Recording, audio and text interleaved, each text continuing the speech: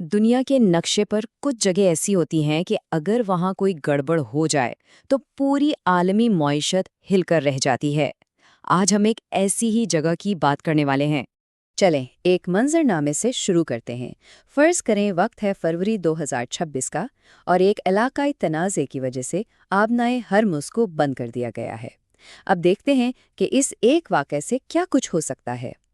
لیکن سب سے پہلے یہ سمجھنا ضروری ہے کہ آخر پانی کی یہ تنگ سی پٹی اتنی زیادہ اہمیت کیوں رکھتی ہے؟ یہ ہے آبنائے ہرمز۔ یہ خلیج فارس کو کھلے سمندر سے ملاتی ہے اور حیرانی کی بات یہ ہے کہ اپنے سب سے تنگ مقام پر یہ صرف 21 میل چوڑی ہے۔ اسی کو کہتے ہیں جیو پولیٹیکل چوک پوائنٹ، یعنی ایک ایسی جگہ جو عالمی تجارت اور خاص طور پر توانائی کی سپلائی کے لیے انتہائی اہم ہو۔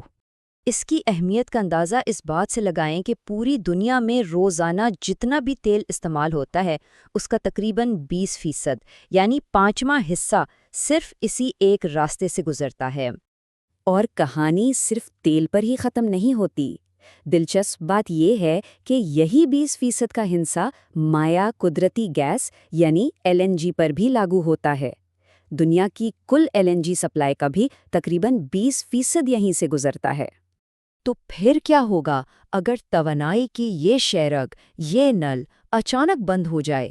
پہلا اثر تو بالکل فوری اور ڈراماٹک ہوگا۔ ٹریفک جام بالکل صفر، یعنی روزانہ 20 ملین بیرل تیل کی ترسیل رک گئی۔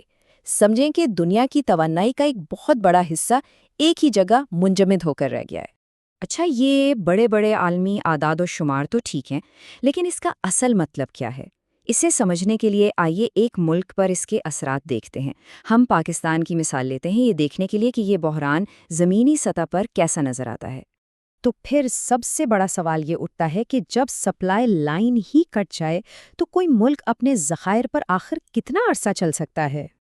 اب پاکستان کی صورتحال دیکھیں تو معاملہ فوراً سنگین ہو جاتا ہے۔ کاؤنٹ ڈاؤن شروع ہو جاتا ہے، خاص طور پر خام تیل کے معاملے میں، جس کا ذخیرہ صرف 10 دن کا ہے۔ صرف 10 دن، یہ واقعی بہت ہی کم وقت ہے۔ حکومت کی طرف سے کہا جاتا ہے کہ ابھی راشننگ نہیں ہوگی، لیکن اندرونی طور پر دباؤ بڑھنا شروع ہو گیا ہے۔ قیمتیں اوپر جا رہی ہیں اور LNG کی سپلائی لائن پر بھی شدید دباؤ ہے۔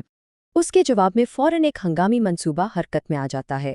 پہلا قدم سپلائی کے لیے نئے راستے تلاش کرنا، دوسرا مقامی پیداوار بڑھانے کی کوشش، اور تیسرا بچ جانے والے ذخائر کی روزانہ کی بنیاد پر سخت نگرانی۔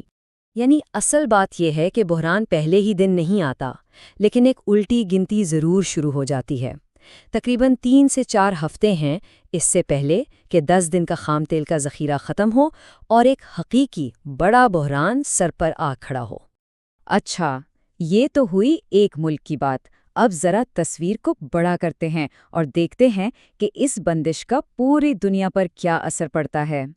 ایشیا کی بڑی معیشتوں پر تو اس کا اثر بجلی کی طرح گرتا ہے۔ کیوں؟ کیونکہ آبنائے ہرمز سے گزرنے والے تیل کا 84% حصہ سیدھا ایشیا آتا ہے۔ جاپان، جنوبی کوریا، چین اور بھارت جیسے ممالک کے لیے یہ ایک بہت بڑا جھٹکا ہے۔ پھر عالمی شپنگ انڈسٹری میں جو افراتفری مچتی ہے وہ الگ ہے۔ سپر ٹینکرز جو پہلے $37,000 روزانہ پر ملتے تھے، ان کا کرایہ چھلانگ لگا کر $1,77,000 روزانہ تک پہنچ جاتا ہے۔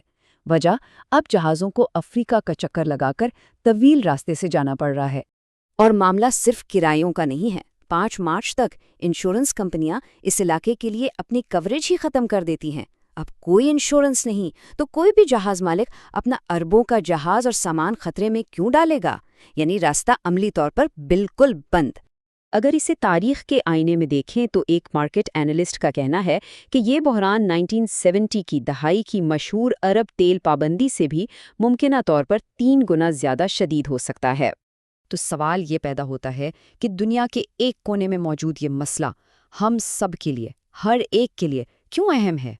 اس کی سیدھی سی وجہ یہ ہے کہ توانائی کی قیمت کا اثر ہر چیز پر پڑتا ہے۔ خوراک، ٹرانسپورٹ، فیکٹریوں میں بننے والا سامان، گھروں کی بجلی، ہر چیز کی بنیاد توانائی ہے۔ تو جب توانائی مہنگی ہوتی ہے تو ہر چیز مہنگی ہو جاتی ہے۔ اور آخر میں یہ ایک سادہ سی حقیقت سامنے آتی ہے۔ یہ بحران، یہ جنگ کا وہ حصہ ہے جس کا اثر براہ راست ہر شخص کی جیب پر پڑتا ہے۔ یہی وہ لمحہ ہے جب عالمی سیاست ذاتی معیشت بن جاتی ہے۔